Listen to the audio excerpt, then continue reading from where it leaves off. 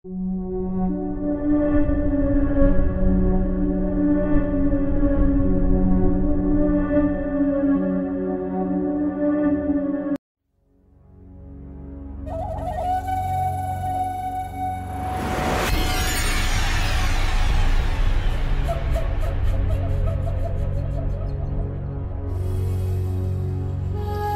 Listeners, এই মুহূর্তে যেই স্টোরিটি আমি শেয়ার করতে যাচ্ছি, স্টোরিটি যিনি আমাকে বলেছেন তার নাম হচ্ছে রোমানা রেজা।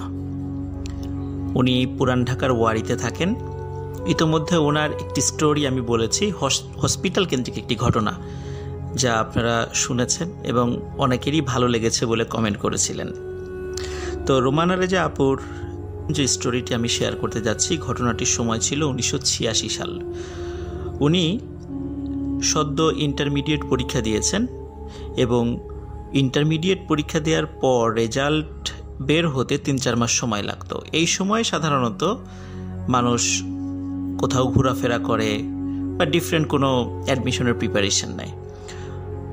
উনি চিন্তা করলেন যে সদ্য পরীক্ষা শেষ হয়েছে, তো আগে কিছুদিন ঘুরে আসি। তো এরকম একটা সিচুয়েশনে ওনারা পরিবার থেকে একটা পারিবারিক ট্যুরের আয়োজন করে এবং ট্যুরটা ছিল শ্রীমঙ্গলে। শ্রীমঙ্গলের ফয়জাবাদ নামক একটা জায়গা আছে, যেখানে ওনার ফুপা চা বাগানে চাকরি করতেন এবং চাকরি করার সুবাদে চা বাগানের বাংলোতে থাকতেন এবং ওনারা পারিবারিকভাবে ট্যুরটা আয়োজন করেন এবং পরিকল্পনা করেন তারা ওই বাংলোতে গিয়েই উঠবেন। যেই চিন্তা সেই কাজ, ওনারা সিলেটের শ্রীমঙ্গলে চলে যান। শ্রীমঙ্গলে যাওয়ার পরে ফয়জাবাদ চা বাগানের ওই বাংলোতেও তারা ওঠেন। যাওয়ার পর ওনারা বাংলোর একটি জিপে করে আশেপাশ ঘুরে দেখার জন্য বের হন এবং আশেপাশ চারদিকে ঘুরতে ঘুরতে ওই দিন অনেক দেরি হয়ে যায়। ওনারা আবার বাংলোতে ফিরে আসছিলেন। সময়টা রাত 2টো থেকে 2:30। এত রাত্রে বাংলাতে এবং আশেপাশের এলাকাতে ডাকাতির ভয় ছিল, বিশেষ করে রাস্তাঘাটে চলতে গেলে তো কথাই নেই। কিন্তু ওনাদের সাথে অস্ত্রধারী গার্ড ছিল, এই জন্য ওনাদের চিন্তা কম ছিল। ওনারা গাড়ি নিয়ে যখন বাংলোর পথে আসছিলেন, পাশে চা বাগান, রাস্তার দুধারে কিন্তু খাড়ি মানে গর্ত, ছোট্ট একটি জিপ চলার মতো জায়গা সেখানে আছে। পাশাপাশি দুটো জিপ কিন্তু চলা সম্ভব নয়। গভীর রাত্রে যখন চারদিকে শুনশান নীরবতা, স্তব্ধতা, তখন জিপের ইঞ্জিনের শব্দ ছাড়া আর কোথাও হয়তো বা কোনো শব্দ শোনা যাচ্ছে না। তাদের জিপ এগিয়ে চলছে বাংলোর দিকে। হঠাৎ জিপের যিনি ড্রাইভার আচমকা গাড়ির গতি কমিয়ে দিলেন। সবাই বলল, কি ব্যাপার, কি হলো? তো তিনি বললেন যে সামনের দিকে তাকিয়ে দেখো। সামনের দিকে সবাই দেখে একজন মহিলা একটা ধূসর রঙের শাড়ি পরা, শাড়িটা বেশ ময়লা, লম্বা ঘোমটা দেয়া, পেছন থেকে বোঝা যাচ্ছে চিকন এবং আকার মোটামুটি 5 ফুট থেকে 5 ফুট 2 ইঞ্চির মধ্যে।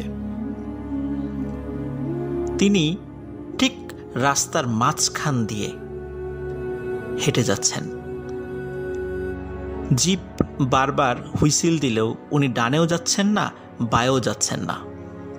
এখন উনি এমন একটা জায়গায় দাঁড়িয়েছিলেন, জিপ যে তার পাশ কেটে চলে যাবে এমন কোনো উপায়ও ছিল না। গাড়ি থেকে একজন পরামর্শ দিল গাড়িটা থামিয়ে ওই মহিলাকে বলে তাকে রাস্তার পাশে নিয়ে যাওয়া, কিন্তু সাথে থাকা গার্ড সেই প্রস্তাব শুনেই বলল, এটা কখনোই করা যাবে না, এটা হতে পারে ডাকাতদের একটা ফাঁদ। কারণ ডাকাতরা অনেক সময়ই এভাবে রাস্তার মাঝখানে গাড়ির গতি কমানোর জন্য বিভিন্ন পদ্ধতি অবলম্বন করে অথবা রাস্তার সামনে গাছ ফেলে দেয়। তাই কোনোভাবেই গাড়ি থামানো যাবে না। ওই মহিলাটিকে দেখার সাথে সাথে গার্ডরাও তাদের অস্ত্র লোড করে ফেলে যে এখনই হয়তো বা ডাকাতরা আক্রমণ করতে পারে। রোমানা রেজা আপু তখন উনি গাড়ির সামনের সিটে বসা ছিলেন।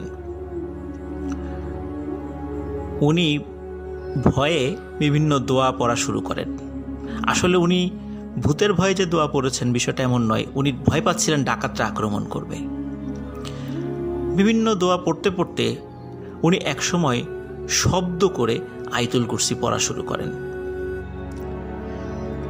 যখনই আয়াতুল কুরসির কিছু অংশ উনি পাঠ করেছেন, সবাই দেখে ওই যে মহিলার আকৃতির কাপড় পরা একটা আকৃতি দেখা যাচ্ছে, সেটি রাস্তার বা পাশে, যেই পাশে চা বাগান ছিল, সাঁ করে মানে এত দ্রুত গতিতে একটা দৌড় দেয়, মুহূর্তের মধ্যে চা বাগানের মধ্যে মিলিয়ে যায়। সবাই অবাক হয়ে যায়, এটা কিভাবে সম্ভব? কোনো মানুষের পক্ষে তো এটা সম্ভবই নয়। শুধু মানুষ নয়, কোনো পক্ষেও সেটা সম্ভব নয়। কেন সম্ভব নয়? কারণ চা বাগানের পাশেই পানির একটি লাইন করা থাকে। বৃষ্টির পানিগুলো চা বাগানের গাছ গড়িয়ে এসে ওই লাইনে পড়ে পানিগুলো বের হয়ে যায়। সুতরাং একটা ট্রেঞ্চ বা পরিখা বা গর্ত থাকে, লম্বা গর্ত বা একটা নালা থাকে। কোনো মানুষকে যদি রাস্তা পার হয়ে চা বাগানের ভিতরে যেতে আগে ওই নালাটা পার হতে হবে। নালাটা একটা গর্ত, সেই গর্তে নেমে আবার উপরে উঠতে হবে। এই মহিলা কিভাবে এত দ্রুত সাঁ করে চলে গেল? সবাই হতভম্ব হয়ে যান। সাথে থাকা টর্চ লাইটগুলো জ্বালান, কিন্তু ওই মহিলাকে আর কোথাও দেখা যায় না। উনি যদি চা বাগানের ভিতর দিয়েই যাবেন তাহলে তো গাছগুলোও নড়বে, কিন্তু কোনো গাছের নড়াচড়াও ছিল না। শুধু টর্চের আলোতে গাছই দেখা যাচ্ছিল, মহিলাকে আর দেখা যাচ্ছিল না, গাছের নড়াচড়াকেও দেখা যাচ্ছিল না। উপস্থিত সবাই বেশ ভয় পেয়ে যান। তারা এই বিষয়টা বিশ্লেষণ করতে করতে বাংলোতে ফিরে আসেন। পরের দিন আবারও তারা ঘুরতে বের হন। তারপরে 1-2 দিন কোনো সমস্যা হয়নি, কিন্তু তৃতীয় দিন বাংলোতে এই রোমানা আপু, ওনার যে ছেলে, ওনার ফুফাতো ভাই, বয়স ছিল 5 বছর, তার সাথে একটি অদ্ভুত ঘটনা তিনি প্রত্যক্ষ করেন। রাত তখন প্রায় 1টা কি 1:30। বাংলোর সবাই গভীর ঘুমে আচ্ছন্ন। হঠাৎ ওনার ফুফাতো ভাইয়ের চিৎকার চেঁচামেচি ওনার কানে আসে, এবং ওনার সাথে থাকা আরও যারা আত্মীয় স্বজন, যারা ট্রিপে একসাথে পারিবারিকভাবে গিয়েছিলেন, সবাই সেটা শুনতে পায়। সবাই থেকে উঠে যায়। উঠে চিন্তা করেন, কী ব্যাপার, এরকম অস্বাভাবিক রকমের শব্দ কেন সে করছে এবং চিৎকার চেঁচামেচি কিসের? তখন ওনারা এগিয়ে আসেন এবং ওনার ফুপুকে জিজ্ঞেস করেন, কী ব্যাপার, কী হয়েছে? তখন রোমানা আপু লক্ষ্য করেন ওনার ফুফাতো ভাইকে ওনার ফুপা খুব শক্ত করে চেপে ধরে রেখেছে, এবং ওনার ফুফাতো ভাই এই 5 বছর বয়সী একটি বাচ্চা, যার শরীরে কিন্তু এত শক্তি থাকার কথা নয়। ওনার ফুপা অনেক উঁচা লম্বা শক্তিশালী, তিনি ওনার 5 বছরের সন্তানকে ধরে রাখতে পারছেন না। সে শুধু বারবার বলছে, আমাকে ডাকছে, আমাকে ডাকছে, আমি বাইরে যাব, আমাকে বাইরে যাব, আমাকে যেতে দে, আমাকে যেতে দে। সে যে কোনো মূল্যে বাইরে যাবে। বহু কষ্টে তাকে আটকে রাখা হয়। এই ঘটনার কারণ যখন জিজ্ঞাসা করা হয়, তখন তার ফুপা বুবু সবাইকে বলেন, বেশ কিছুদিন ধরে তাদের সন্তান রাতের বেলা জেগে ওঠে এবং বলে যে চা বাগানের মধ্য থেকে কে যেন তাকে ডাকছে, এবং তাকে কোনোভাবে আটকে রাখা যায় না। কখনো কখনো চা বাগানের মধ্যেই চলে যায়, তাকে ধরে নিয়ে আসতে হয়। রাত্রেবেলা খুব চিৎকার চেঁচামেচি করে। কেন এমন ঘটনা ঘটছে তারা বুঝতে পারছেন না। যদিও এই ঘটনার সমাধান হয়েছিল একজন আলেমের ঝাড়ফুঁকে, এই সমস্যা থেকে তারা নিষ্কৃতি পেয়েছিলেন। এই ঘটনা শোনার পর এবং কয়েকদিন আগে রাতের বেলা একটি ভয়ঙ্কর ঘটনা অবলোকন করার পর ওনারা বেশ ভয় পেয়ে যান এবং সিদ্ধান্ত নেন যে এই ট্রিপটা ক্যান্সেল, এবং ট্রিপটা ক্যান্সেল করে তারা আবার ঢাকায় ফিরে আসেন। যেহেতু রোমানা আপু পরীক্ষা দিয়েছেন, তার হাতে প্রায় 3 থেকে 4 মাস সময় ছিল পরীক্ষার রেজাল্ট বের হওয়ার। তাদের আরেকজন নিকট আত্মীয়, তিনি পরিবার সহ আবার চা বাগানে ঘুরতে যাওয়ার জন্য একটি ট্যুরের পরিকল্পনা করেন। এবং এখানে বলে রাখা ভালো, রোমানা আপুর ফুপু রয়েছে এবং এই 2 ফুপুর হাজবেন্ডই শ্রীমঙ্গলের 2টো চা বাগানের ম্যানেজার ছিলেন। ফার্স্ট যে ঘটনাটা আমি বললাম, তার ওই ফুপুর হাজব্যান্ড ছিলেন ফয়জাবাদ চা বাগানের ম্যানেজার, এবং এখন যেই ফুপুর কথা বলবো তার হাজব্যান্ড ছিলেন শমশেরনগরের একটি চা বাগানের ম্যানেজার।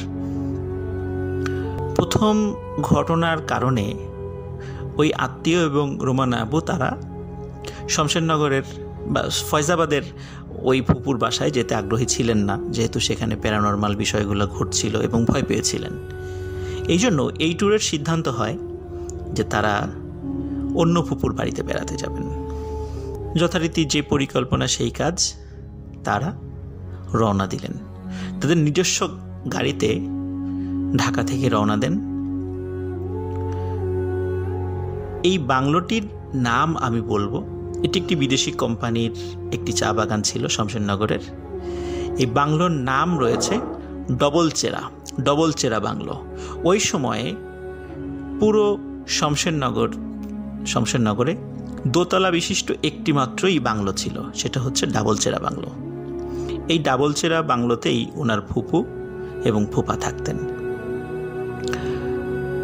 তাদের গাড়িটা শ্রীমঙ্গলে যেতে যেতে বেশ রাত হয়ে যায়, রাত 11টা বেজে যায়। বাংলোটা টিলার উপরে।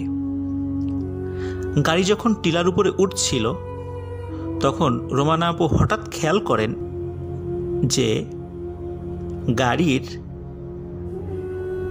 ব্রেকের উপরে তার ফুপা, আরেকজন ফুপা আর কি, চাপ দিয়ে ধরে রেখেছেন, কারণ গাড়িটা চালাচ্ছিলেন তার ফুপা। কিন্তু গাড়িটা অটোমেটিক্যালি ব্রেকে চাপ দেওয়ার পরেও বাংলোর উপরে উঠে চলছে, অথচ কোনোভাবেই গাড়িটি উপরে ওঠার কথা নয়। রোমানা আপু তখন টুকটাক ড্রাইভিং শিখছিলেন, যার কারণে কখন গাড়ি থামবে কখন চলবে এই বিষয়ে তার একদম একটা সাধারণ ধারণা ছিল। তিনি খেয়াল করছিলেন তার ফুপা গাড়ি চালাচ্ছেন, কিন্তু তার চোখ দুটো বড় বড় হয়ে আছে, জাস্ট হাত দুটো শুধু স্টিয়ারিংয়ের উপরে রাখা, পা ব্রেকের উপরে রাখা, চাপ দিয়ে ধরে রাখা। তিনি কোনো কথা বলছিলেন না, মনে হচ্ছে যে উনি এমনভাবে হতভম্ব হয়েছেন তার মুখ দিয়ে কোনো কথাই বের হচ্ছে না। এদিকে রোমানা আপু চিৎকার করবেন কিনা বুঝতে পারছেন না, কারণ গাড়ি কিভাবে চলছে, গাড়ি কোনোভাবেই এভাবে উপরে ওঠার কথা নয়। মনে হচ্ছে কে বা কারা পেছন থেকে প্রচণ্ড গতিতে ধাক্কা দিয়ে গাড়িটাকে টিলার উপরে নিয়ে যাচ্ছে। তারা ধারণা করেছিলেন টিলার উপরে গিয়ে হয়তোবা গাড়িটা টিলার অপর পাশে ছিটকে পড়ে যাবে, কিন্তু অদ্ভুত ব্যাপার হলো টিলার উপরে উঠেই গাড়িটা থেমে যায়। তখন তারা হাফ ছেড়ে বাঁচেন, কিন্তু গাড়ির মধ্যে থাকা কোনো ব্যক্তিকে, রোমানা আপু এবং তার ফুপা যিনি গাড়ি চালাচ্ছিলেন, তারা কোনো কিছু বলেন নাই। হয়তো বললে তারা আরও ভয় পেয়ে যাবেন। যাই হোক, তারা নামার পরে বাংলোতে যান। যাওয়ার পরে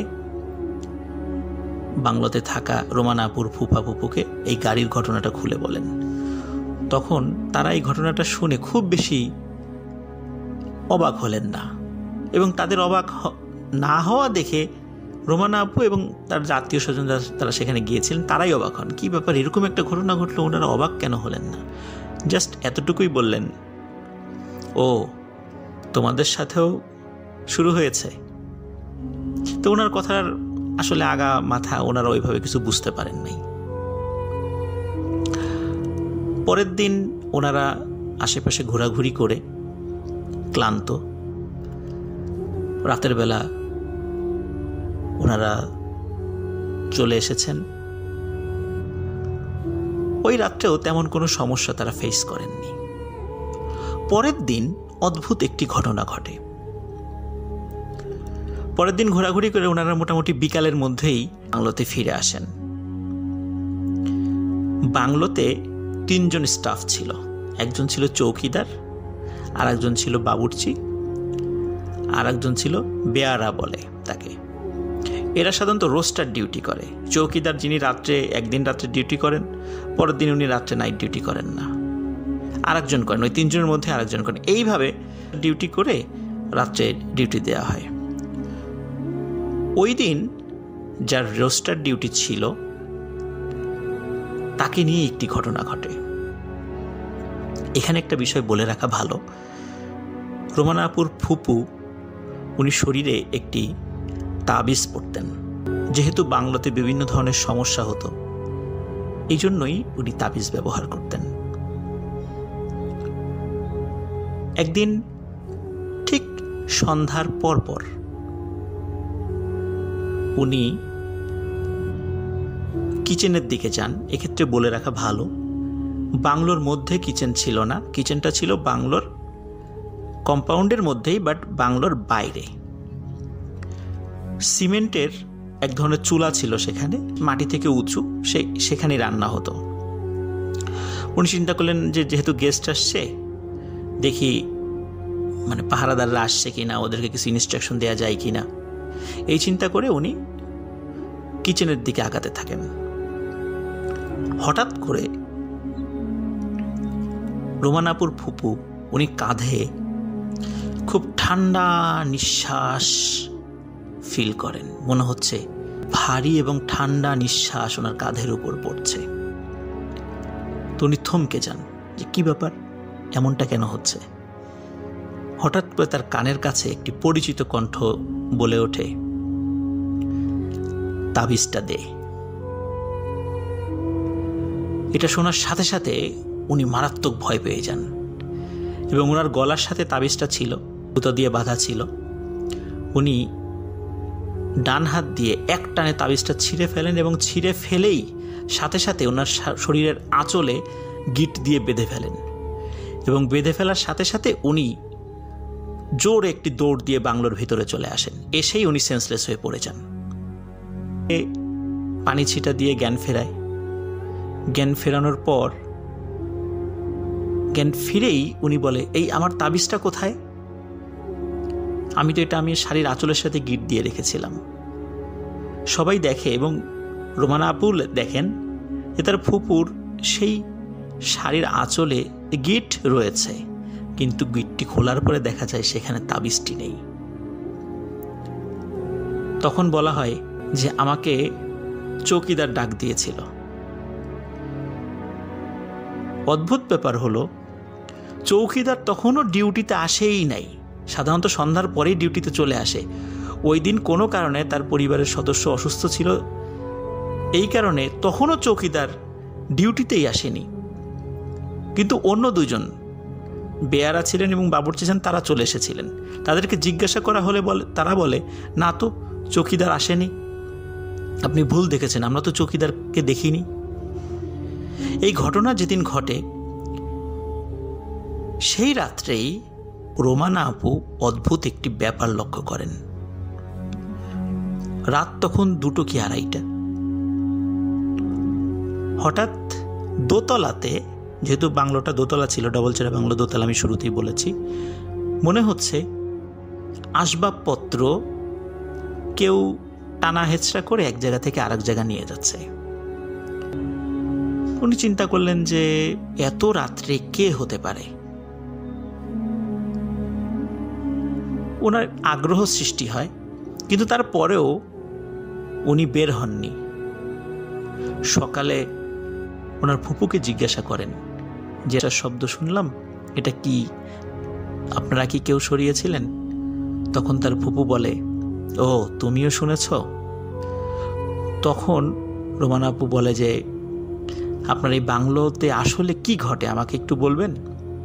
তখন তার ফুপু বলে, উনি প্রথম দিন যখন এই বাংলোতে এসেছিলেন সেদিন রাত্রে উনি দেখেছিলেন যে এখানকার আসবাবপত্রগুলো একা একাই এক জায়গা থেকে আরেক জায়গা চলে যায় এবং উনি প্রচণ্ড ভয় পেয়ে সেন্সলেস হয়ে গিয়েছিলেন, যার কারণে উনি তাবিজ ব্যবহার করেন যাতে করে ভয় না পান এবং কেউ কোনো ওনার ক্ষতি করতে না পারে।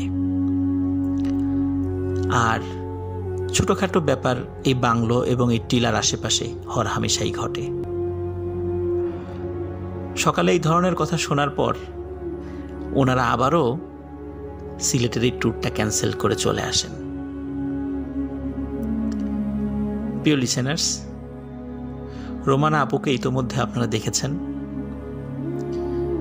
এই দুটো ঘটনা একদম জলজান্ত প্রত্যক্ষদর্শী উনি। আমি আশা করব উনি আমাদেরকে আরও অনেক সুন্দর সুন্দর ঘটনা দেবেন। আশা করি লিসেনার্স, রোমানা আপুর এই ঘটনাটি আপনাদের ভালো লেগেছে। ধন্যবাদ।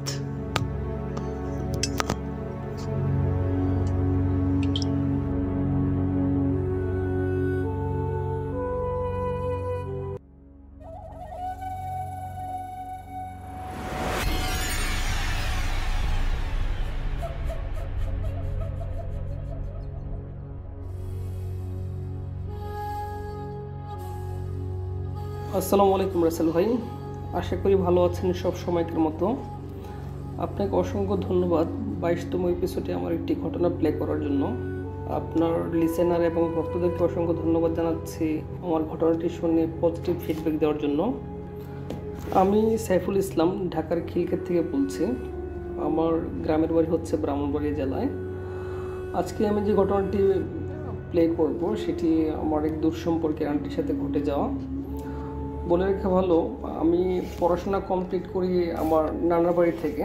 আমার নানার বাড়ি একই জেলা এবং একই উপজেলায়। তো রেস্ট্রিকশন থাকার কারণে আমি উপজেলার নামটি শেয়ার করছি না। ঘটনাটি ঘটে 2007 সালে, তখন আমি ইন্টারমিডিয়েট কমপ্লিট করেছি মাত্র। ঘটনাটি ঘটে আনুমানিক সন্ধ্যা 8টা থেকে 9টা নাগাদ। ঘটনাটির প্রত্যক্ষদর্শীর বেশিরভাগ অংশটার প্রত্যক্ষদর্শী আমরা অনেকেই ছিলাম, গ্রামের অনেকেই ছিল। খুব গরমকাল ছিল। তো আজ থেকে 8-9 বছর পূর্বে বা 10-12 বছর পূর্বে লোডশেডিংয়ের পরিমাণটা একটু বেশি ছিল। তো ঠিক ওই দিনেও একই রকম ছিল। লোডশেডিং ছিল প্রায় সন্ধ্যা 6টার পর থেকে 8টা-9টা পর্যন্ত কারেন্ট ছিল না। তো আমরা গ্রামের মধ্যে সবাই বাইরে আড্ডা মারছিলাম। তো ঠিক তখনই আমরা একটা চিৎকারের আওয়াজ শুনতে পাই, মা বলে একটা চিৎকার। চিৎকারটা খুব জোরে একটা চিৎকার ছিল। তো আমরা সবাই বলাবলি করছিলাম, এত জোরে একটা চিৎকার কোন দিক থেকে আসলো, মনে হচ্ছে পূর্ব দিক থেকে আসছে। তো কিছুক্ষণ পরে শুনলাম যে একটা ছেলে কান্নাকাটি করছে আর কি, সে তার বোনকে খুঁজে পাচ্ছে না। তো এই বোনটার কথা বললো সেই বোনটি আমার আন্টি হয়, দূর সম্পর্কের আন্টি। তো গিয়ে আমরা সবাই দৌড়াদৌড়ি করে গেলাম। এখানে গিয়ে জিজ্ঞাসা করলাম কী হলো। তো সে তখন বললো তার ভাইটি আমাদের সমবয়স ছিল, আমাদের থেকে 2-3 বছরের বড় হবে। তো জিজ্ঞাসা করলাম কী হলো, ঘটনা কী, আপনি কান্নাকাটি করছেন কেন? বললো যে আমার বোন বের হয়েছে প্রকৃতিটাকে সার দেওয়ার জন্য, তো এখন পর্যন্ত ঘরে ফিরে আসছে না, ওকে খুঁজে পাচ্ছি না। একটা চিৎকার শুনলাম, চিৎকার শোনার পরে আমি ওকে খোঁজাখুঁজি করতেছি, কিন্তু কোথাও খুঁজে পাচ্ছি না। তো বললাম যে আমরাও তো চিৎকারটা শুনেছি, এখন কোন দিকে গেছে, এখন আমরা আপনাকে একটু হেল্প করতে পারি খোঁজার জন্য। তো আমরাও খোঁজাখুঁজি করতেছি অনেক দূরে। তো বলে রাখা ভালো রাসেল ভাই, আজ থেকে 10-12 বছর আগে কিন্তু মানুষের যে ওয়াশরুম সেটা কিন্তু ঘরের কাছে থাকতো না, মানে একটু দূরে থাকতো আর কি। এটা ঘরের পাশে থাকাটাকে অনেকে আনহাইজেনিক মনে করতো। তো আমরা আশেপাশে চারদিকে যতটুকু সম্ভব খোঁজাখুঁজি করছি, কিন্তু কোথাও খুঁজে পাচ্ছি না। তো তার ভাই তো প্রায় পাগল, কারণ তার খুব আদরের বোন ছিল, এটা খোঁজাখুঁজি করতেছে। তো এখন তো বলে রাখা ভালো রাসেল ভাই, চিৎকারের পর কিন্তু আমরা একটা প্রচণ্ড একটা আওয়াজও শুনতে পেয়েছিলাম যে পানির মধ্যে কী যেন একটা পড়েছে, এরকম একটা আওয়াজ। তো তার ভাই সম্ভাব্য সব জায়গায় খোঁজার পর সব জায়গায় যখন খুঁজলো কোথাও খুঁজে পাচ্ছে না, তখন সে ভাবলো আমার মনে হয় আমার বোন পানিতে হবে। তো কিন্তু প্রথম অবস্থায় পানিতে খোঁজ নেওয়া হয়নি এই কারণে, যদি পানিতে পড়ে যেত তাহলে কিন্তু পানির মধ্যে একটা আলোড়ন সৃষ্টি বা ওয়েভ দেখা যেত, কিন্তু পানিটা খুবই শান্ত ছিল। তো যার জন্য আমরা খোঁজাখুঁজি করছিলাম হারিকেন দিয়ে, টর্চ লাইট দিয়ে, কিন্তু কোথাও খুঁজে পাচ্ছিলাম। তো শেষ পর্যন্ত তার ভাই বললো না, আমার মনে হচ্ছে যে আমার বোন পানিতেই আছে কোথাও। সে তখন পানিতে নেমে পড়লো, নেমে খোঁজাখুঁজি করছে। আমরা তো আছি ওর পাশে, আমরা উপরে আছি, পানিতে নামি নাই। তো সে খোঁজাখুঁজি করছে, পানিতে কোথাও খুঁজে পাচ্ছে না। তো যেদিক দিয়ে সচরাচর মানুষ গোসল করতে নামে পুকুরে, প্রথমত সেই দিকে খোঁজা হয়, কিন্তু সেদিকে কোথাও পাওয়া যাচ্ছিল না। তো সে যেখানে পুকুরের ঘাট থেকে প্রায় 10-15 হাত দূরে সে তার বোনের যে ওড়নাটা, সে ওড়নাটা সে দেখতে পায় পানির মধ্যে। তো সে ওই ওড়নাটার কাছে গিয়ে ওড়নাটা পায়, কিন্তু তার বোনকে খুঁজে পাচ্ছিল না। তো সে পানিতে ডুব দিয়ে বিভিন্ন জায়গায় খোঁজার চেষ্টা করে, তো বসে পাচ্ছিল না। তো সে যখন পুকুরের পাড়ের কাছে যখন আসে, তো তখন তার বোনের একটা পা তার পায়ের সাথে লাগে। তো তার চিৎকার দিয়ে বলে যে এখানে কিছু একটা আছে। সে তার বোনের পা টাচ করার পর সে দেখে লোকেশনটা জাজ করার চেষ্টা করে যে কোথায় আছে। তো এক পর্যায়ে সে দেখতে পায় যে তার বোনের মাথাটা মানে আমরা যেটাকে বলি কড়ই গাছের যে শিকড়ের মধ্যে মাথাটা ঢোকানো, মানে গুজে রাখা আছে এরকমটা। তো ফরচুনেটলি মাথাটা পানির নিচে ছিল না, পানির উপরে ছিল, কিন্তু মেয়েটা বেহুশ ছিল আর কি, সেন্সলেস ছিল। তো মেয়েটার বয়সটা আমি বলতে ভুলে গেছিলাম। মেয়েটা তখন প্রায় 9-এ পড়তো, মেবি 8 অথবা 9-এ পড়তো। তো সে এখান থেকে তার বোনকে উদ্ধার করে নিয়ে এসে, তখনও সেন্সলেস ছিল, মাথার মধ্যে পুরো বডিতে কাদা মাখামাখি ছিল। তো যখন কাপড় চোপড় চেঞ্জ করে যখন তার বিছানায় যখন শোয়ানোর পর যে সরিষার তেল অথবা অন্য কিছু দিয়ে হাত পা মালিশ করে তার জ্ঞান ফেরানো হয়। জ্ঞান ফেরানোর পর যেটা হয় রাসেল ভাই, মেয়েটার আচরণগুলো অস্বাভাবিক ছিল, মানে পজেস হলে যেরকম হয় আর কি, অস্বাভাবিক ছিল। সে কাউকে চিনতে পারতেছে না, পাশাপাশি সে সবার দিকে এমনভাবে তাকাচ্ছে যেন সবাইকে সে মেরে ফেলবে, বা কাউকে সে সহ্য করতে পারছিল না। তার মানে মেয়েটা তার নিজের মধ্যে নেই, মানে তার ভিতর থেকে অন্য কেউ যেন একটা আচরণ করছে। তো এভাবেই প্রায় ঘটনাটা চলছিল। তো মেয়েটাকে কেউ আটকে রাখতে পারছে না, মানে মেয়েটা সে ঘর থেকে বের হয়ে যাবে, মানে সে এখানে থাকবে না, সে ঘর থেকে বের হয়ে যাবে। তো সবাই ওকে ধরে রাখার চেষ্টা করতেছে। এখানে ওর যে চাচারা ছিল, ছোট চাচা বড় চাচা, ওরা সবাই ওকে ধরে রাখতেছে। কিন্তু আমরা চোখের সামনে দেখতে পাচ্ছি, মানে একটা মেয়ের শরীরে এত শক্তি কিভাবে আসে। 3-4 জন তার 2 হাতে 2 পায়ে ধরেও রাখতে পারতেছে না, মনে হয় যে সে খাট থেকে মানে উড়ে চলে যাবে, এরকম একটা অবস্থা, এত শক্তি দেখাচ্ছে। তো তার এক ছোটো চাচা এক সময় একটা প্রসেস করে যে আমাদের যে কনিষ্ঠ আঙ্গুলি যেটা, সেটা আমাদের চাপ দিয়ে ধরে জিজ্ঞাসা করে যে তুই কে, তুই কোত্থেকে এসেছিস, এমনিতে সে একটা রিচুয়াল করার চেষ্টা করে আর কি, যদিও সে কোনো হুজুর ছিল না। তো সে যখন এই প্রচেষ্টা করার চেষ্টা করে, তখন সে মেয়েটা এক তাচ্ছিল্য হাসি দিয়ে বলে, তুই আমার আঙুলে কেন ধরেছিস, তুই আমার কি করতে পারবি, তোর যে বড় বড় হুজুরে আমার এখন পর্যন্ত কিছু করতে পারে নাই, তোর যে বাবা, মানে দ্যাট মিনস মেয়েটার দাদা আর কি, তোর যে বাবা এর আগেও আমাকে ইয়াসিন সূরা পড়ে, মানে তোদের যে ইসলাম ধর্মের সবচেয়ে যে গুরুত্বপূর্ণ সূরা পড়ে আমাকে ফু দিয়েছে, কিন্তু কোনো কাজ হয়নি, কারণ তুই তো কিছুই না। এমন তাচ্ছিল্য হাসে, মানে আমরা ওর হাসিটা দেখে সত্যি আমরা অনেক ভয় পেয়ে যাই। তারপর মেয়ের দাদাও অনেক সূরা পড়ে অনেক চেষ্টা করে মেয়েটার যে পজেস অবস্থা থেকে তাকে ফিরিয়ে আনার জন্য, কিন্তু কোনো কিছু হয় না। মানে মোট কথা হচ্ছে সে ঘর থেকে বের হয়ে যাবে, আর সে কাউকে কেয়ার করছে না। বিশেষ করে রাসেল ভাই, মানে তখন আমরাও যে গিয়ে ওকে ধরবো বা এরকম আমাদেরও সাহস হচ্ছিল না কি, ওর চোখ মুখের অঙ্গভঙ্গি মানে দেখে আমাদের সাহস হচ্ছিল না যে ওকে গিয়ে আমরা ধরবো। তারপরও ধরে রেখেছে, ওর চাচাতো ভাই সবাই ধরে রেখেছে। তো এক পর্যায়ে গ্রামের যে হুজুরকে ডাকা হয় এখানে চিকিৎসা করার জন্য আর কি। তো হুজুর যখন আসছিল, আমরা তখন মেয়েটার ঘরের দরজার পাশাপাশি দাঁড়িয়েছিলাম। তো আসতেছে, আমরা দেখতেছি দূরে, ধরেন 40-50 দূরে হবে আসতেছে। সে মেয়েটা ঘর থেকে বলতেছে যে হুজুরকে ডেকেছিস, হুজুর তো আসতেছে, এই হুজুর আমার কিছুই করতে পারবে না, এই হুজুর এর চেয়ে বড় হুজুর আমার কিছু করতে পারে নাই, আর এই হুজুর তো কিছুই করতে পারবে না। তো আমরা অবাক হয়ে গেলাম যে সে ঘরের মধ্যে থেকে সে কীভাবে হুজুরকে জাজ করলো যে হুজুর আসতেছে, যদিও আমরা ভিজুয়াল করেছিলাম যে আসতেছে, মেয়েটা তো ঘরের মধ্যে ছিল। তো হুজুর আসার পরে হুজুর ওর অ্যাটিটিউড দেখে হুজুর একটু ঘাবড়ে যায়, কারণ ওর শরীরে প্রচণ্ড শক্তি দেখাচ্ছিল। শেষ পর্যন্ত তার রিচুয়াল বা প্রসেস স্টার্ট করে সে সরিষার তেল এবং এই যে শুকনো মরিচ, যেটা শুকনো মরিচ একসাথে মিশিয়ে কী যেন একটা করলো, করে মেয়েটার নাকে তারপর চোখের দিকে এরকম দিল। দেওয়ার পর তো প্রচণ্ড চিৎকার, মানে মেয়েটার চিৎকার, এমন চিৎকার যে চিৎকার শুনে রাসেল ভাই সাধারণ মানুষ ভয় পাবেই। আর ওর কণ্ঠস্বরটা এরকম ছিল যে সাধারণ মানে স্বাভাবিক ছিল না, খুব ভারী একটা কণ্ঠ। আমরা বুঝতে পারছিলাম যে নিশ্চিত সে এখন তার নিজের মধ্যে নাই, ওর মধ্যে অন্য কিছু একটা আছে। তো পরবর্তীতে হুজুর বলে যে ওকে খুব বাজে একটা জিন আসর করেছে, তো দেখা যাক কতটুকু কী করা যায়। তো শেষ পর্যন্ত হুজুর সেই জিনটার বা ওই মেয়েটার, যেটাই বলেন আপনারা, বয়ান নেওয়া শুরু করে।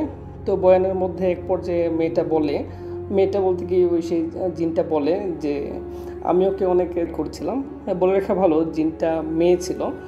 তো আমি ওকে ছোটোবেলাতেই টার্গেট করেছিলাম, ওকে আমি যে কোনো মুহূর্তে নিয়ে যাব, আমি সেটা আমার প্ল্যানের মধ্যে আছে।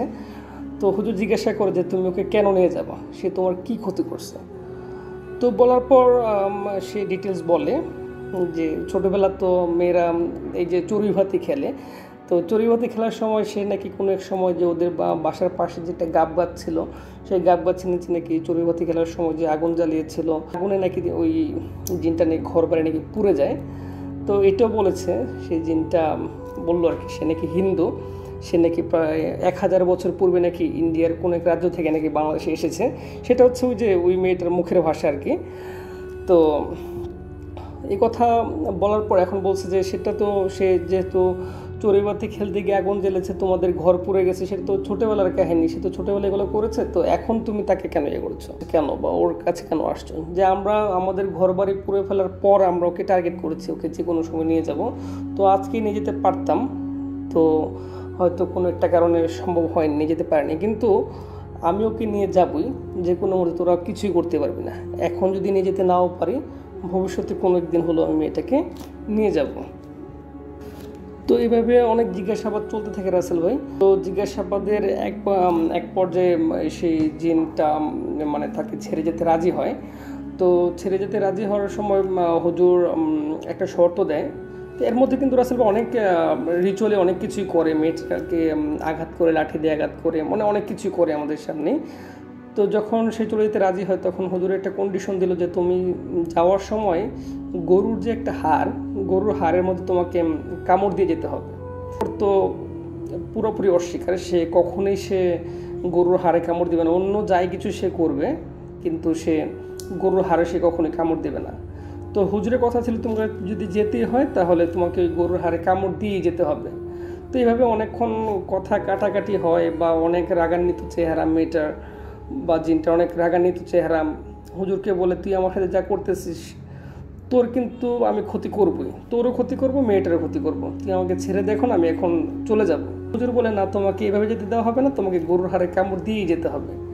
তো অনেক কথা কাটাকাটির পর সে কখন রাজি হচ্ছিল না। তো সে বললো, হুজুর বলল আচ্ছা ঠিক আছে, তোমাকে গরুর হাড়ে কামড় দিতে হবে না, তুমি যাও, ঠিক আছে। তো এখন যদি তুমি যাচ্ছ, যাওয়ার সময় তুমি প্রমাণ রেখে যাওয়া এবং তুমি কমিটমেন্ট করে যাওয়া যে তুমি কখন আর ফিরে আসবে না। তো জিনটা কমিটমেন্ট করে, সে আর কখনো ফিরে আসবে না। একটা শর্ত থাকে যে যাওয়ার সময় সে একটা বার্জার, যেটা বলে বার্জারের একটা ডাল, মানে সে চলে যাচ্ছে তার একটা প্রমাণ রেখে যাবে আর কি। তো বার্জারের একটা ডাল সে ভেঙে যাবে। তো বলে রাখা ভালো রাসেল ভাই, এর মধ্যে কিন্তু আমার সাথে ছোট্ট একটা ঘটনা ঘটে ওইখানেই। তো হুজুর আসার পূর্বে আর কি, ওই যখন হুজুর আসার পূর্বে যখন সবাই ওকে ধরে রাখছিল, তখন সে মেয়েটা, আমরা তো ওখানে প্রেজেন্ট ছিলাম, তো সেই মেয়েটা আমাকে বলতেছে আর কি, আমার আন্টি, যে তুই এখানে আসছিস কেন, আর এক ছেলে না, আর তোকে আমি খুব ভালো করে চিনি, তুই এখানে আসছিস কেন, তোর কিন্তু এখানে আসা ঠিক হয়নি। তো এই কথাটা কিন্তু রাসেল ভাই আমাকে বলে, যখন এই কথাটা বললে তখন অবশ্য ভয় পেয়েছিলাম। আবার অন্যদিকে আই ওয়াজ 18 years old, আর আমার বন্ধুবান্ধব অনেকেই ছিল এখানে, তো মনে মনে ভয় পেয়েছিলাম, কিন্তু ভয়টা প্রকাশ করিনি। তো যাই হোক, পরবর্তীতে যখন সে চলে যাওয়ার জন্য, যখন হুজুরের কাছে যখন কমিটমেন্ট করে, সে ডাল, মানে বার্জারের একটা ডাল সে ভেঙে যাবে। তো সবাইকে হুজুর বলে যে আপনারা সবাই একটু সাইড হয়ে যান, দরজাটা খালি করেন, সে এখন চলে যাবে, আর যাওয়ার পথে সে একটা সিমটম রেখে যাবে আর কি। তো তখন মেয়েটাকে ছেড়ে দেওয়া হয়। মেয়েটার পিছনে পিছনে আমরা সবাই ছিলাম অবশ্য। দরজাটা খালি করে দেওয়া হয়, খালি করে দেওয়ার পর মেয়েটা ঘর থেকে বের হয়, দৌড় দিয়ে সে উঠানে গিয়ে সে সেন্সলেসে পড়ে যায়। পরবর্তীতে যে ঘটনাটা ঘটে রাসেল ভাই, আমরা সবাই এখানে সাক্ষী, আমাদের চোখের সামনে ঘটনাটা। সে যখন ওই যে জিনটা আর কি, সে যখন যায় বার্জার দিয়ে যখন যায়, একটা ঢাল তো ভাঙলোই, বার্জার একটা ডাল ভাঙলো সে। আর যাওয়ার সময় সে বার্জারের মধ্যে এমন একটা আলোড়ন করলো, তার আলোড়ন দেখে আমরা বুঝতে পারলাম সেটা বিশাল বড় কিছু একটা, মানে পুরো বার্জার, মানে ঝড় তুফান এলে যেরকম হয় পুরোটা বার্জার এরকমভাবে একটা আলোড়ন সৃষ্টি করলো সে। তো শেষ পর্যন্ত আমার সেই আন্টিটা সেই পজেস থেকে মুক্তি পায়। তো পরবর্তীতে তাকে বাসায় রুমে নেওয়া হয়, নিয়ে কিছুক্ষণ পরে অবশ্য জ্ঞান ফিরে, আমরা সেখানে প্রেজেন্ট ছিলাম। তো তাকে যখন আমি জিজ্ঞাসা করেছিলাম যে আন্টি, আপনি আমাকে একটু আগে কি বললেন, মানে আমি এখানে কেন আসছি, আপনার কথা শোনাতে আমি খুব ভয় পাইছিলাম। আন্টি বলছে, মামা আপনাকে আমি অনেক সম্মান করি, আপনাকে এই কথা কখন বলছি আমি, বা আমার তো এগুলো আসলে সত্যি কথা বলতে কি রাসেল ভাই, যে পজেস থাকা অবস্থায় অবশ্যই কারো কোনো কিছু মনে থাকে না। তারপর আমি জিজ্ঞাসা করেছিলাম। তো রাসেল ভাই এটাই ছিল ঘটনা। যদি ভালো লাগে প্লে করবেন। ভূত.com দীর্ঘজীবী হোক, ভালো থাকেন সবাই, সুস্থ থাকেন। আসসালামু আলাইকুম।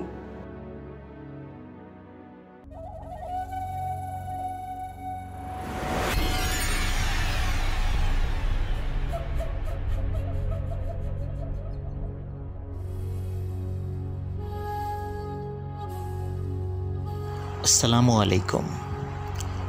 ভূত.com-এর সকল লিসেনারদেরকে জানাচ্ছি শুভেচ্ছা। আমি আফরান আছি আপনাদের সাথে। আশা করি সবাই ভালো আছেন, সুস্থ আছেন, তো বিধি মেনে চলছেন। লিসেনার, আজকে আমি যে ঘটনাটি আপনাদের সাথে শেয়ার করব, এই ঘটনাটি একটি হসপিটাল কেন্দ্রিক ঘটনা। আপনারা অনেকেই হসপিটালের ঘটনা শুনতে চান।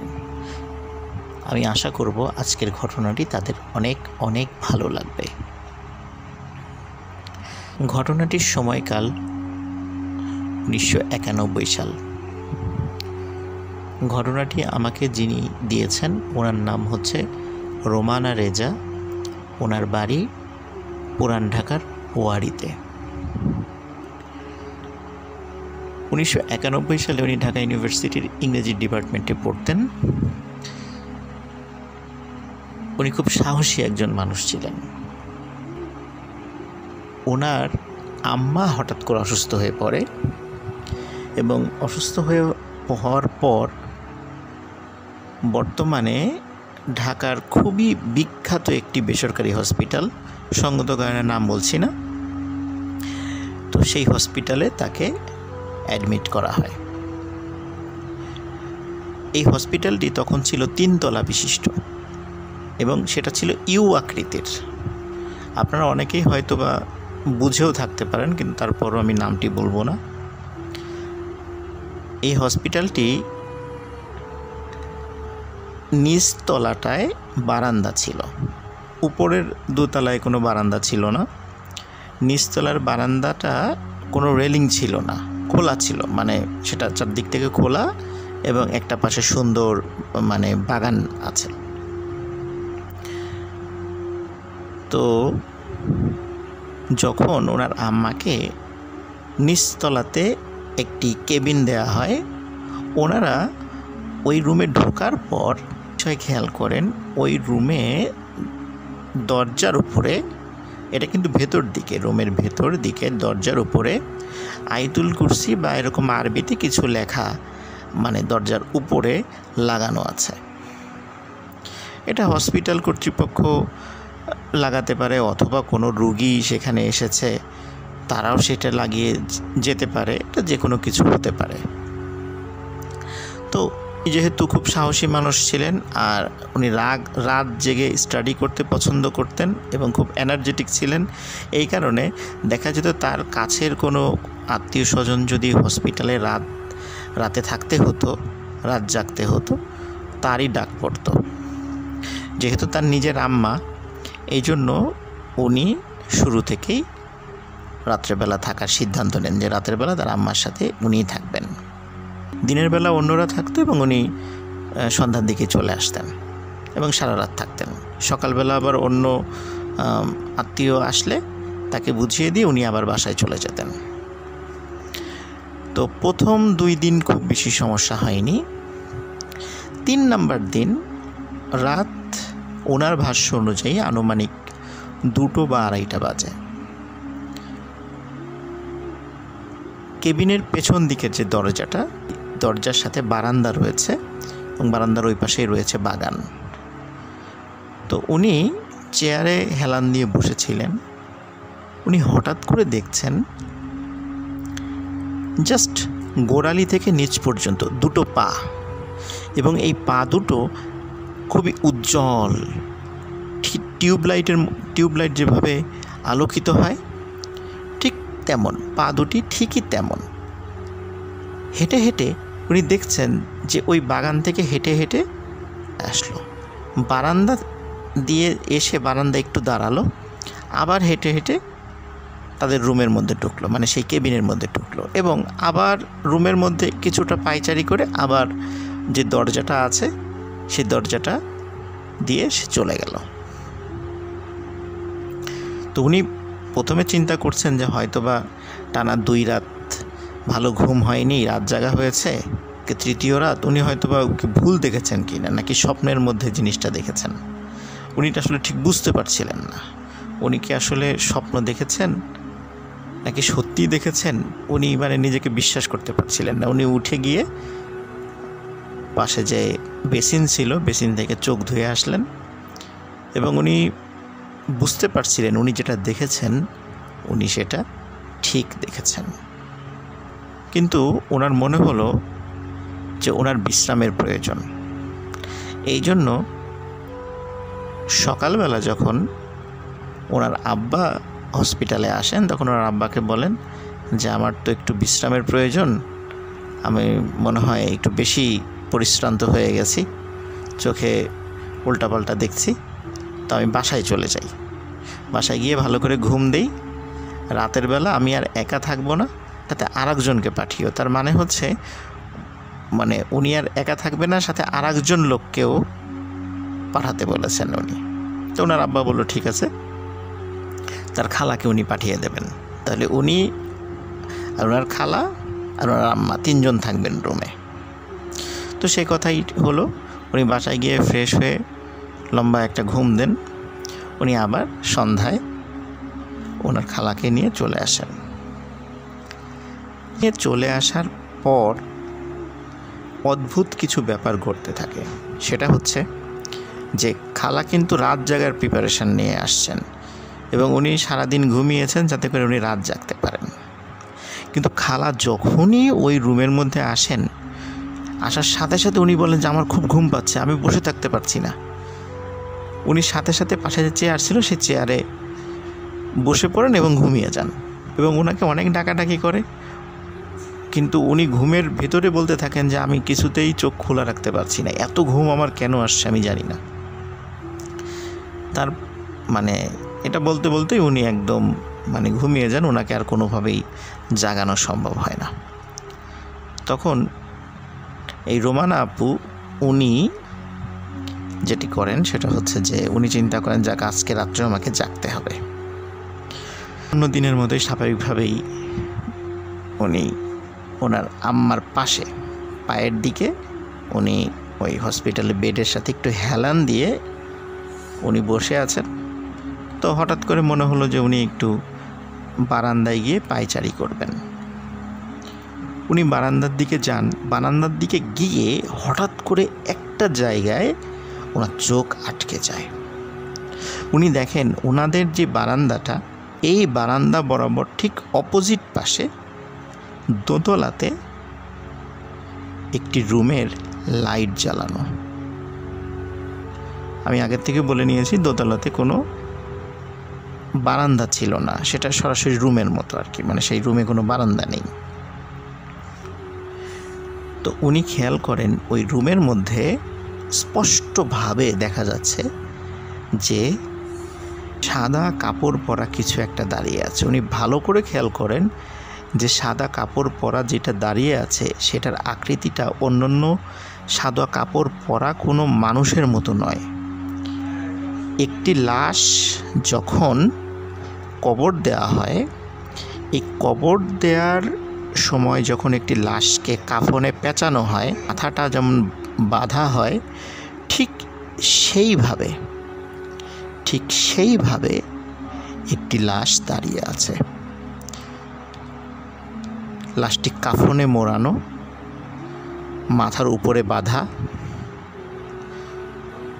আরও অদ্ভুত ব্যাপার এবং ভয়ানক ব্যাপার হচ্ছে, উনি যখন একটু সাইডে সরে যান, মনে হয় লাশটাও ওনার দিকে ঘুরে যাচ্ছে। উনি যদি ডানে আসেন, মনে হয় লাশটা ওনার দিকে যাচ্ছে, উনি যদি বাঁয়ে আসেন, মনে হয় লাশটা ওনার দিকে যাচ্ছে। তো উনি চিন্তা করেন, এটা কি কোনো মানুষ ওভাবে দাঁড়িয়ে আছে নাকি দূর থেকে উনি ভুল দেখছেন, এটা আসলে উনি খুব একটা বুঝতে পারছিলেন না। এই জন্য উনি কী করেন, আবার বেসিনে গিয়ে একটু হাত মুখ ধুয়ে আসেন। হাত মুখ ধুয়ে এসে দেখেন যে অদ্ভুত ব্যাপার, ওই লাশটা ওরকমই রয়েছে। উনি বেশ ভয় পান। ভয় পেয়ে তাড়াতাড়ি এসে ওনার খালাকে ডাকার চেষ্টা করেন, ওনার মাকে ডাকার চেষ্টা করেন, তাদের চোখে মুখে পানি ছিটিয়ে দেন, কিন্তু কোনোভাবেই তাদের ঘুম ভাঙানো যাচ্ছিল না।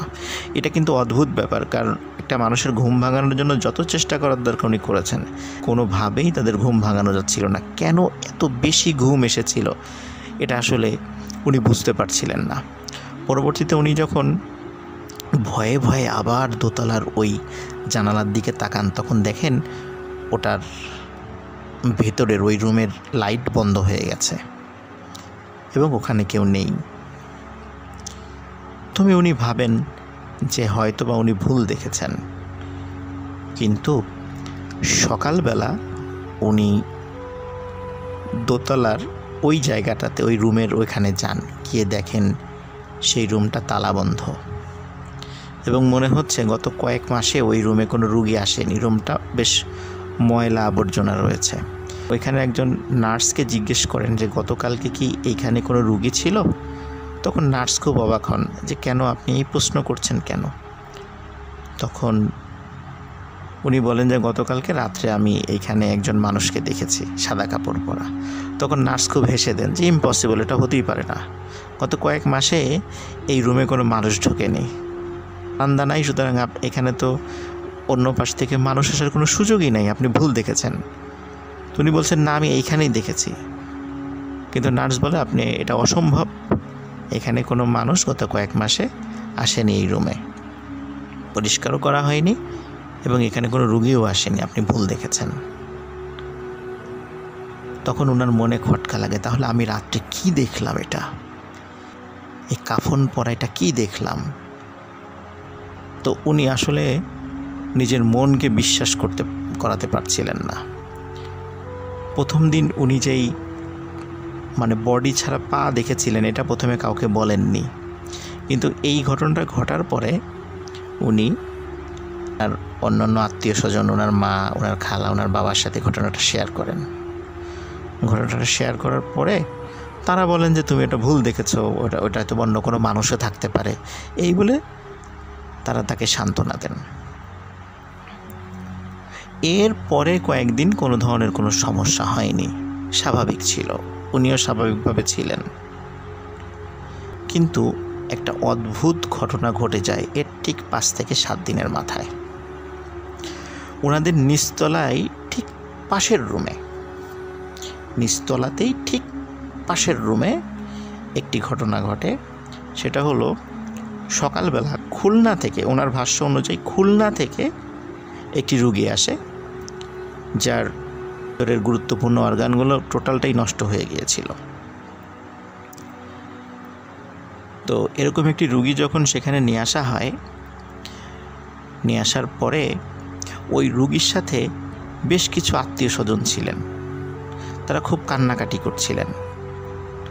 ওদিকে রুগীর অবস্থা সিরিয়াস হওয়ার কারণে ওই কেবিন থেকে সব লোকদেরকে বের করে দেওয়া হয়, কাউকে ভিতরে ঢুকতে দেওয়া হচ্ছিল না। কি ওই রুগীর সাথে থাকা ওই রুগীর মা এবং ওই রুগীর স্ত্রীকেও রুম থেকে বের করে দেওয়া হয়, বলে যে আপনারা পরে আসবেন। এদিকে ওই সময়টা ছিল খুব ঠান্ডা, কারণ ওইটা 1991 সালে জানুয়ারি কি ফেব্রুয়ারি মাসের দিকে এই ঘটনা। ওই সময় খুব ঠান্ডা ছিল। ঠান্ডা থাকার কারণে এই ঘটনা কিন্তু দিনের বেলার ঘটনা বলছি। ঠান্ডা থাকার কারণে দিনের বেলা এবং সকালবেলা ছিল। তো সকালবেলা যেহেতু স্বাভাবিকভাবেই ঠান্ডা ছিল, আর ওই সময় শৈত্যপ্রবাহও পড়েছিল। তো আর ওই রুগীর স্ত্রীর সাথে ওই রুগীর 7-8 বছর বয়সী একটা বাচ্চাও ছিল, এবং বাচ্চার নাম ছিল হচ্ছে জনি। রোমানা আপু আমাকে বলেছেন ওই বাচ্চার নামও তার মনে আছে, বাচ্চার নাম ছিল জনি। তারা খুলনা থেকে এসেছিলেন। তো রোমানা আপুর আম্মা বললেন যে ওরা তো বাইরে কষ্ট পাচ্ছে ঠান্ডার মধ্যে, তাহলে আমাদের রুমে বসতে বলো। তো রোমানা আপু তাদেরকে ডাক দিলেন এবং ডেকে বললেন আপনারা আমাদের রুমে বসেন। ডাক্তার বললে তখন আবার আপনার হাজব্যান্ডের রুমে বা আপনার ছেলের রুমে যান, যেহেতু ওনার ওয়াইফ এবং মা এবং বাচ্চা এই 3 জনকে তখন ওনার বাইরে দাঁড়িয়েছিল দেখে তাদেরকে ওনাদের রুমে নিয়ে আসেন, একদম ওনাদের পাশের রুমের ঘটনা আর কি। বসে আছেন, কথা বলছেন যে কি হয়েছে না হয়েছে এইগুলো ওনারা শেয়ার করছিলেন। হঠাৎ করে রোমানা আপু দেখতে পেলেন যে ওনাদের যে রুমের পশ্চিম দিকের যে দেয়ালটা, মানে পশ্চিম দিকের দেয়ালের ওই পাশটাতেই হচ্ছে আর মানে ওই রুগীটার আছে। তো পশ্চিম দিকের দেয়ালের একদম রুফ বা ছাদের ভেতর, মানে ছাদে হঠাৎ একটা জিনিস ওনারা দেখতে পান। রোমানা আপু দেখেন যে একটি কালো মেঘের মতো, ঘন মেঘের মতো, আমরা যেমন আকাশে যেরকম মেঘ দেখি এরকম মেঘের মতো একটা জিনিস দেয়াল ভেদ করে বের হলো এবং ছাদটা টাচ করে আস্তে আস্তে পূর্ব দিকে চলে যাচ্ছে।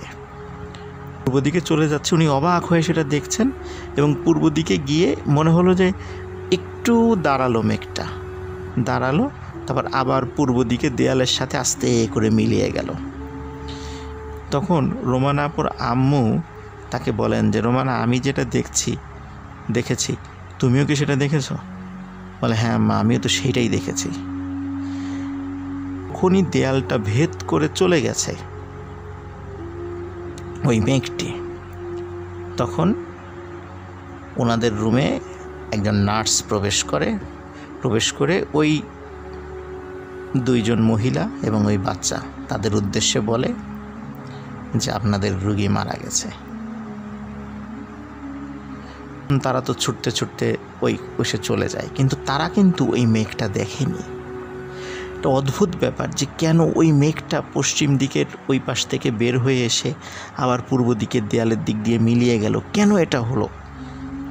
তো ওনারা যেটা বলেছেন যে আসলে তার ইন্তেকালের পরে ওই দিক দিয়ে চলে গেছে, হয়তো আজরাইল আলাইহিস সালাম ওই দিক দিয়ে আত্মাটা নিয়ে গেছেন, এবং যেহেতু ওইখানে তার মা, স্ত্রী এবং সন্তান ছিল, এই জন্যই হয়তো বা এই দিক দিয়ে এইভাবে গেছে। এটা একটা অদ্ভুত ব্যাপার ছিল। আমি এটা শোনার পরে আসলে এটা আমার কাছেও বিশ্বাস করতে খুব কষ্ট হচ্ছিল।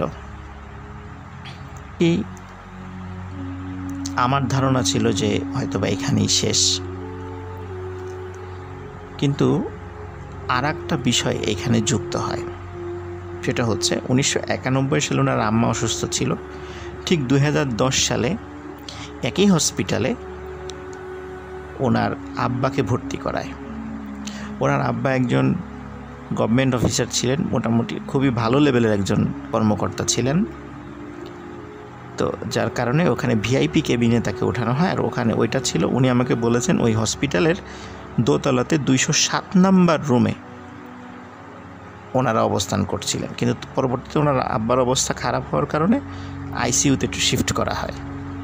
কিন্তু ওনারা, রোমানা আপু এবং ওনার আম্মা তখন ওই 207 নাম্বার রুমেই ওনারা ছিলেন, কারণ আইসিইউতে তো ওনারা থাকতে পারবেন না, কিন্তু ওনাদের তো হসপিটালে অবস্থান করতে হবে, এই জন্য 207 নাম্বার রুমেই ওনারা ছিলেন।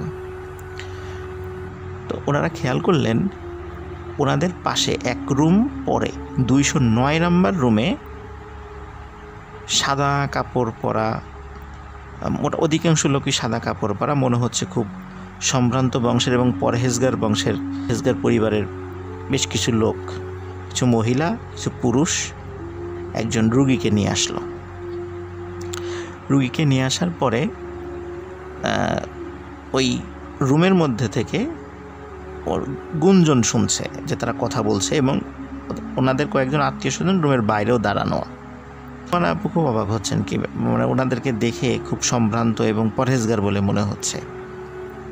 এটা কিন্তু 2010 সালের ঘটনা। আমি ফার্স্টে যে ঘটনাটা বলেছি এটা 1991 সালের ঘটনা। 1991 সালে ওনার আম্মা অসুস্থ ছিলেন, আর 2010 সালে ওনার আব্বা অসুস্থ হন। তো উনি হঠাৎ করে খেয়াল করেন যে সিঁড়ি দিয়ে একটা 6-7 বছর বয়সী একটি বাচ্চা মেয়ে দৌড়ে আসছে। সাদা একটি ফ্রক পরা, খুব সুন্দর একটি বাচ্চা মেয়ে। উনি অবাক হয়ে ওই বাচ্চা মেয়েটার দিকে তাকিয়ে থাকেন। ওই মেয়েটার সাথে একটা অদ্ভুত জিনিস ছিল, যেটা রোমানা আপু খেয়াল করেন। সেটা হচ্ছে, মনে হচ্ছিল ওই মেয়েটার সাথে ছোট্ট একটা মানে বালিশের মতো, মানে আমরা যেরকম মহিলাদেরকে ছোট্ট ভ্যানিটি ব্যাগ দেখি, মনে হচ্ছে যে ওই মেয়েটার সাথে একটি ভ্যানিটি ব্যাগের মতো আছে, সেটার আকৃতি একটা ছোট্ট বালিশের মতো, এবং সেটি একটি মনে হচ্ছে একটি আলোর একটা বক্স, মানে সেটার ভিতর থেকে আলো ঠিকরিয়ে বের হচ্ছে, মনে হচ্ছে ওটা একটা আস্ত একটা লাইট।